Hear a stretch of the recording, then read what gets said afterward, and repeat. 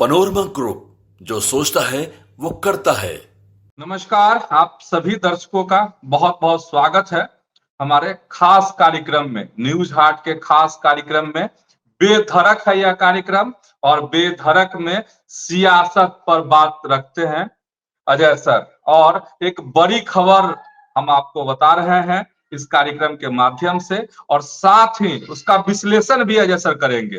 देखिए, बड़ी खबर की हम बात जो कहना चाह रहे हैं, जो बताना चाह रहे हैं आपको, वह है विधानसभा चुनाव है। और उसमें एक हॉट सीट है। हॉट सीट है कौन सी? कई हॉट सीटें हैं, जिसमें दानापुर, जो पटना जिला के अंतर्गत आता है, दानापुर जो विधानसभा क्षेत्र है, वह बहुत ही हॉट सीट मानी जाती है। और उसमें यह है कि आखिर बीजेपी से कौन प्रत्याशी होंगे और आरजेडी से कौन प्रत्याशी होंगे। तो आज हम आरजेडी की बात करेंगे कि आरजेडी से आखिर प्रत्याशी कौन होंगे। तो बहुत बड़ी खबर आपको अजय सर अभी बताएंगे और उसका विश्लेषण भी करेंगे। सर, बहुत बहुत स्वागत है आपका इस कार्यक्रम में। धन्यवाद चंदन जी।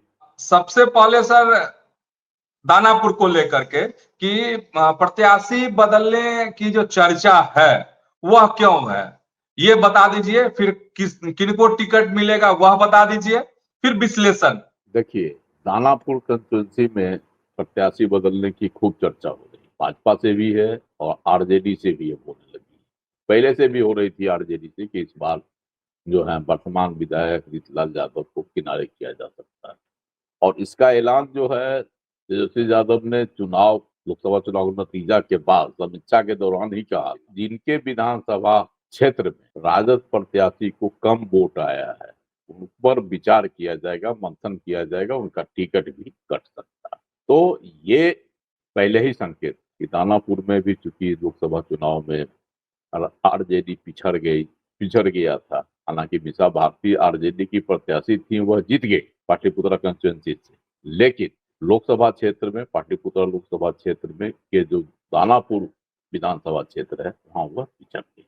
तो ये तो कारण उसी समय से नजर आ रहा था। लेकिन इधर जो है रीतलाल यादव ऐसे ना कानूनी पचड़े में फंस गए हैं, है ना, भागलपुर जेल शिफ्ट कर दिए गए। तो एक तरह से आपराधिक उलझन में वह उलझ गया है। तो राजद चाहेगा कि भाई ऐसे छवि से अपना किनारा किया जाए। हालांकि अभी चुनाव में बहुत वक्त है, आगे क्या ऊंट करवट लेता है यह तो समय बताएगा। लेकिन फिलहाल जो चर्चा है कि रीतलाल यादव का टिकट कट सकता है।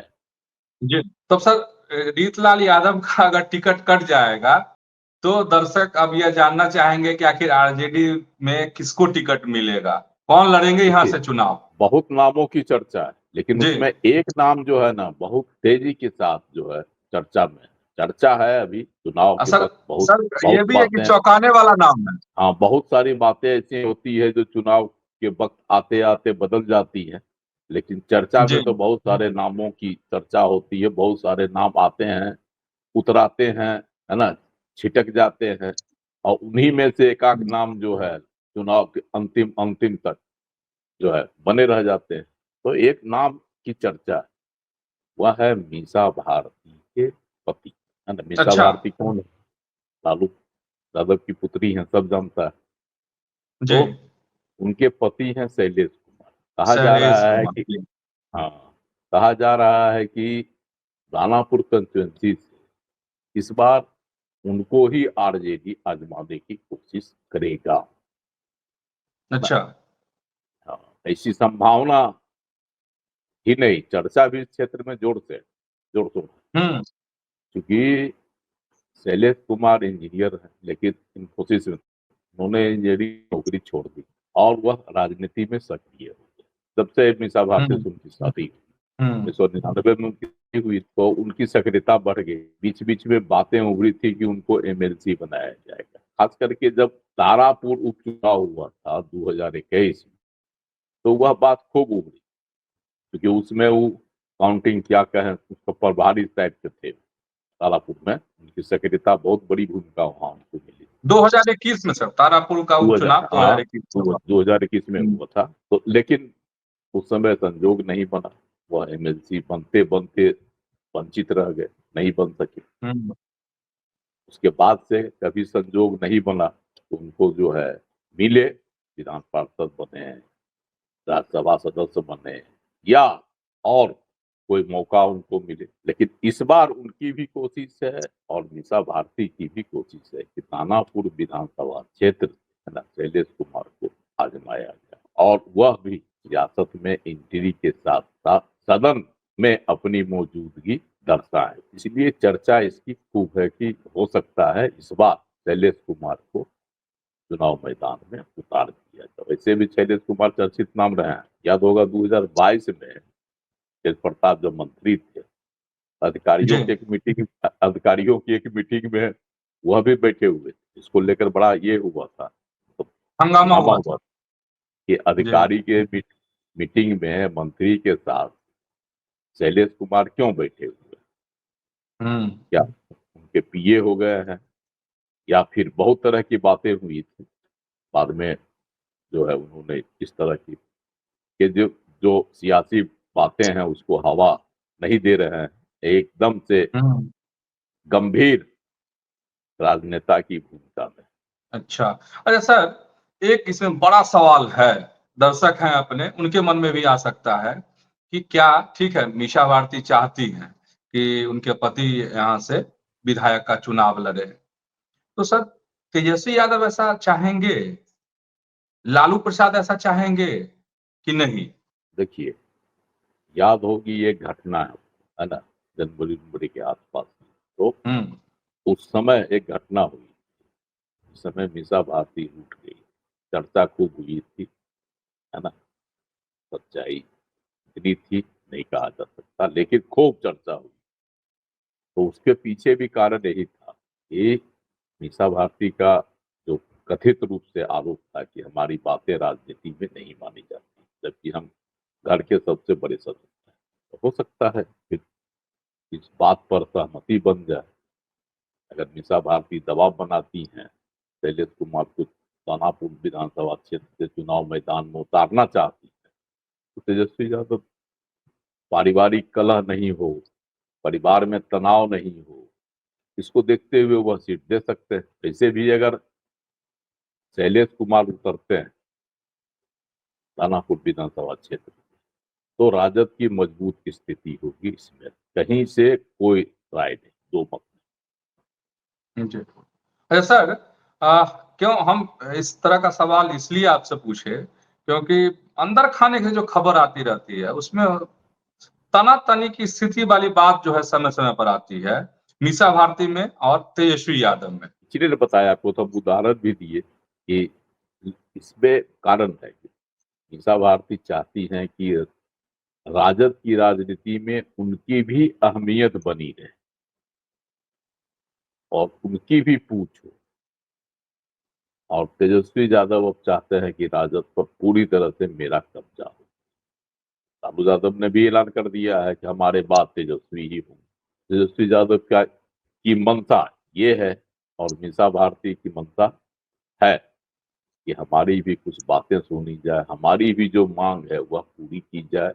वह अपने पति को एमएलसी बनाने के लिए कई सालों से प्रयासरत है। इसमें जब नहीं मिला है तो हो सकता है इस बार चुनाव में उनको उतार कर आजमा ले कि कितना उनकी सियासी पकड़ पार्टी के अंदर बनी है, जमीन में कितने पुख्ता है वो सियासी तौर पर, और दानापुर क्षेत्र की जनता कितनी पसंद करती है उनको, क्योंकि वैसे भी उनका घर दानापुर विधानसभा क्षेत्र में ही पड़ता है, बिटा के आसपास।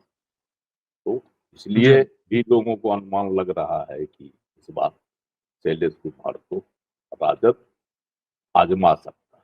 और एक बड़ी बात और है कि अगर शैलेश कुमार चुनाव मैदान में उतर जाते हैं पार्टी की ओर से, तो पार्टी के अंदर विरोध का स्वर बहुत कम उभरेगा, है ना। खासकर के दानापुर विधानसभा क्षेत्र में विरोध का स्वर कम उभरेगा। के भी लोग जो है मतलब आक्रामकता नहीं दिखाएंगे जितनी कि अन्य किसी को प्रत्याशी बनाए जाने पर दिखाएंगे, क्योंकि हर हाल में लालू यादव का जो है भय उनमें है, रहता है सियासी तौर पर। लालू यादव की पकड़ जो है बहुत ऊंची है और बहुत गहरी है।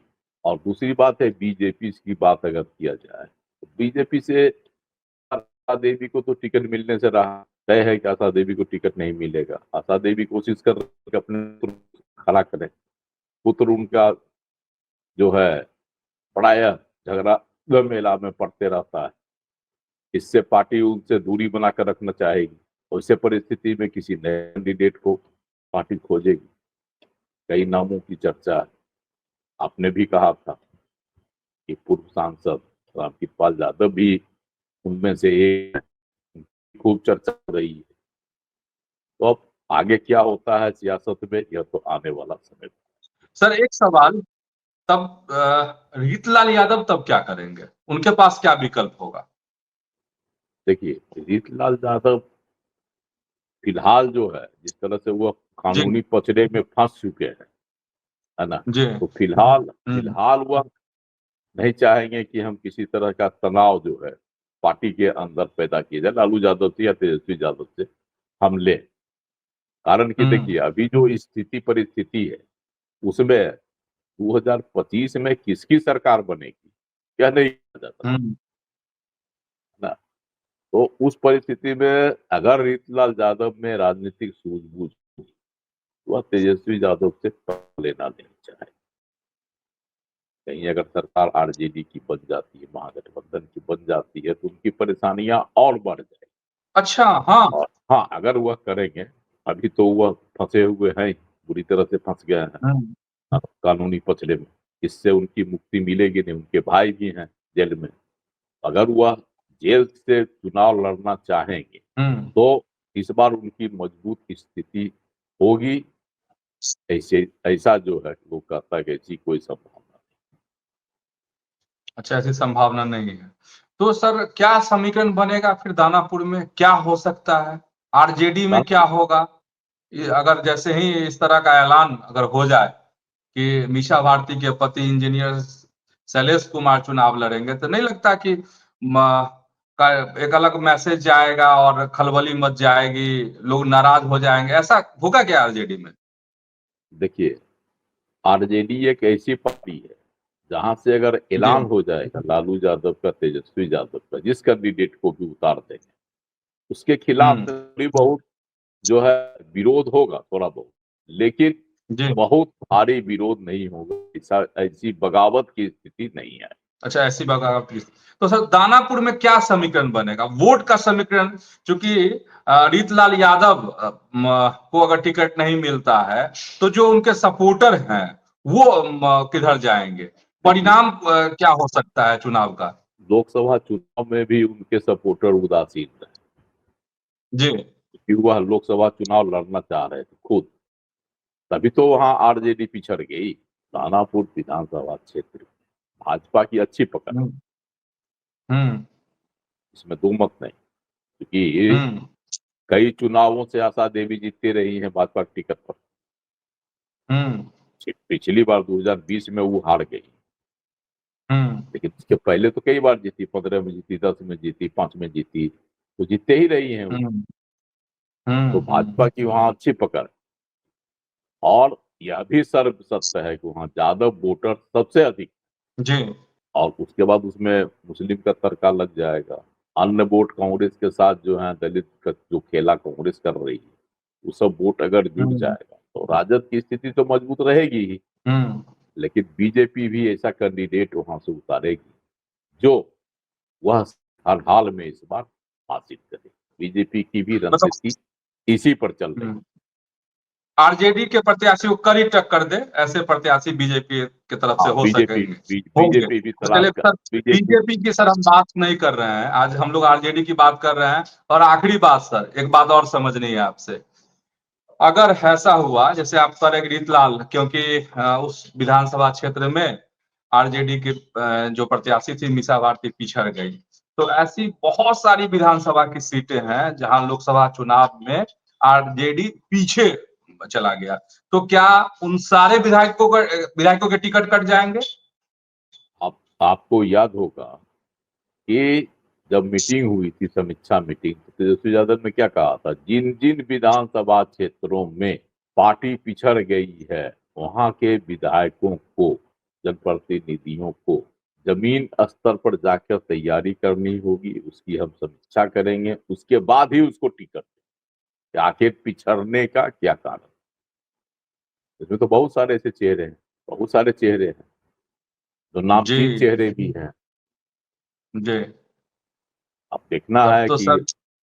तेजस्वी यादव अपनी रणनीति पर अमल करते हैं या चुनावी जीत हासिल करने के लिए बहुत से भी चेहरे हैं जो नामचीन चेहरे हैं, उन चेहरों पर जो जी। है फिर से भरोसा करें। इनमें तो आपको वो जी। आलोक मेहता भी हैं, इनमें ललित तब तो यादव आलोक भी मेहता हैं। का भी टिकट कट जाना चाहिए। अरे ऐसे नामों की चर्चा है, मतलब ये लोग भी बहुत सारे नाम। हाँ, बहुत सारे नाम। ठीक है सर, बहुत बहुत धन्यवाद आपको और दर्शकों को भी धन्यवाद। लेकिन एक अपील है दर्शकों से कि अगर YouTube पर न्यूज हाट को देखते हैं तो वहां जरूर सब्सक्राइब कर लीजिए, और या फेसबुक पर देखते हैं तो वहां न्यूज हाट के पेज को आप लाइक कीजिए, फॉलो कीजिए। और कार्यक्रम अच्छा लगा हो, जानकारी अगर अच्छी लगी हो, सबसे पहले हम लोग आपको जानकारी दे रहे हैं, तो आज जरूर वीडियो शेयर कीजिए न्यूज हाट का। बहुत बहुत धन्यवाद, नमस्कार।